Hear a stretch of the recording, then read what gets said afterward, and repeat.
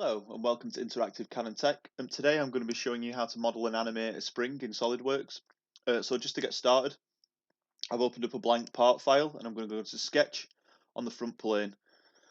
And then on this sketch is just going to be a vertical line, roughly 100mm big, but we're not going to put a dimension on it because we want the freedom to be able to make the spring move up and down. You'll see later on why that's needed.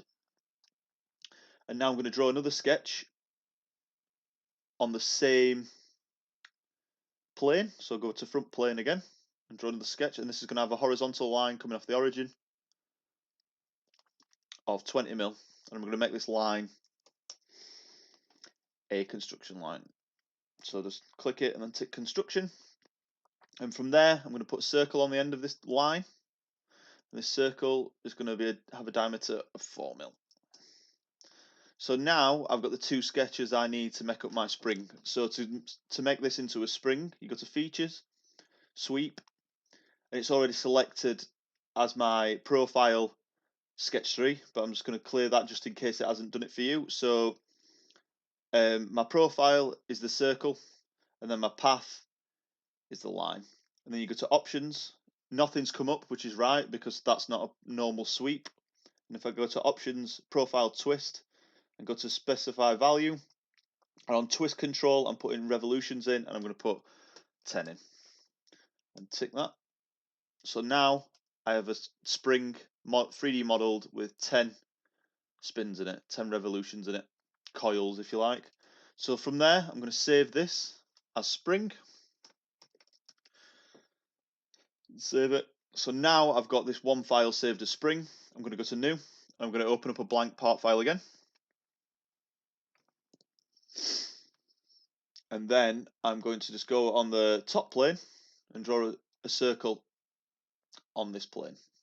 So this circle I'm going to make 50mm wide, 50mm in diameter, and I'm going to extrude it 10mm. So I'm going to save this and call this cap. So if we just go back to our spring, you can see if I sketch 2, or it might be sketch 1 on yours, if I go to edit sketch and I move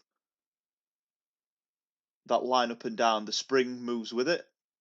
So what I'm going to do is just make it as small as possible. So now that's a nice tight coil, and I'm going to open up an assembly file and animate this spring. So if I go to new and then go to assembly and open that up, so it's going to open up a blank assembly file.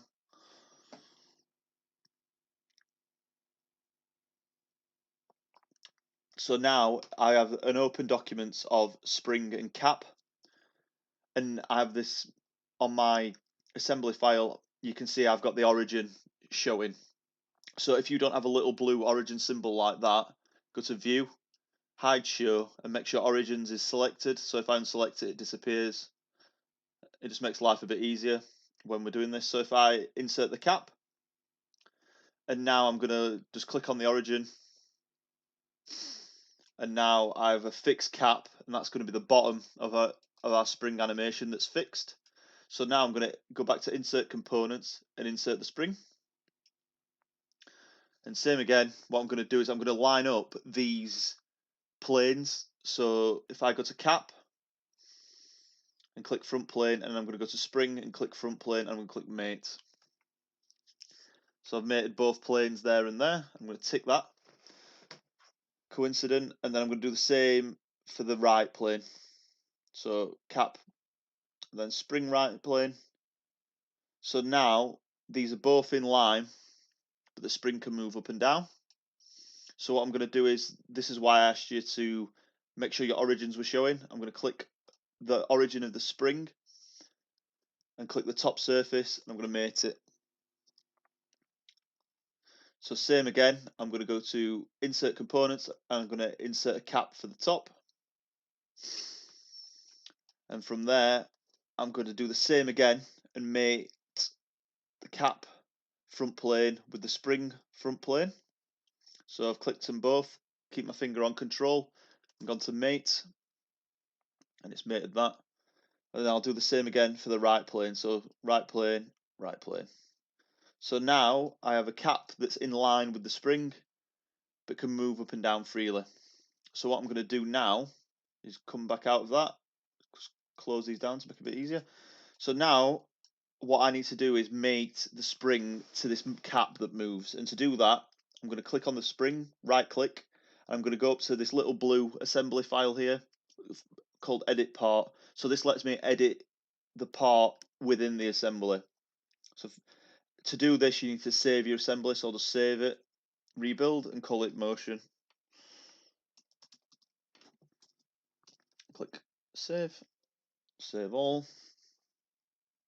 So now it's letting me edit this spring within the assembly. So you can see both caps are there. So what I'm going to do is go to the spring, our sweep that creates the spring. And I'm going to go to sketch, our first sketch that we created at the start of this video. And I'm going to go to edit sketch. And now I can still freely move this spring up and down. But the little blue dot at the top, I'm going to make that coincident with the bottom surface of the cap. So I've kept my finger on control. So just clear selections. I'm going to keep my finger on control, click the top point of the line and the bottom surface of the top cap. And I'm going to click coincident. So now that line is coincident with that surface. So if I exit that sketch and go back to the assembly and I move this cap up and press Control Q to refresh, it refreshes the spring. So if I move it down, press Control Q, so now because we have it constrained like this, we can animate this spring. So if I go make it nice and tight, the coil for a starting point, and I'm going to go to motion study at the bottom. You need to make sure auto key is pressed in like that, so it's highlighted. So when I drag the cap, it registers it for our animation. So what I'll go is I'll go to 4 seconds and then I'll drag it up. So all I've done is click the 4 second line. I'm going to drag up the top cap. So now if I go to calculate, which is here, it should calculate the spring going up for an animation, which it does. So now I'm going to just copy the cap 2 position and do it on 8 seconds. So right click and I'm going to go to paste. So now it should animate the spring going up and down. So if I just calculate that again.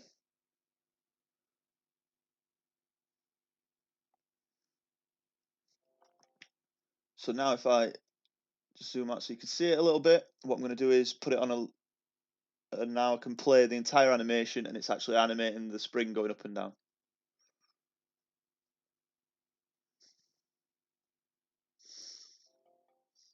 So now I'll just put it on a loop, playback loop, play it, and now I've animated the spring going up and down. I hope you found this video helpful. If you have, please subscribe to my channel to support, and give us a like and drop any comments if you have any trouble. I'll try and get back to you. But other than that, I hope you've enjoyed the video and thanks for watching.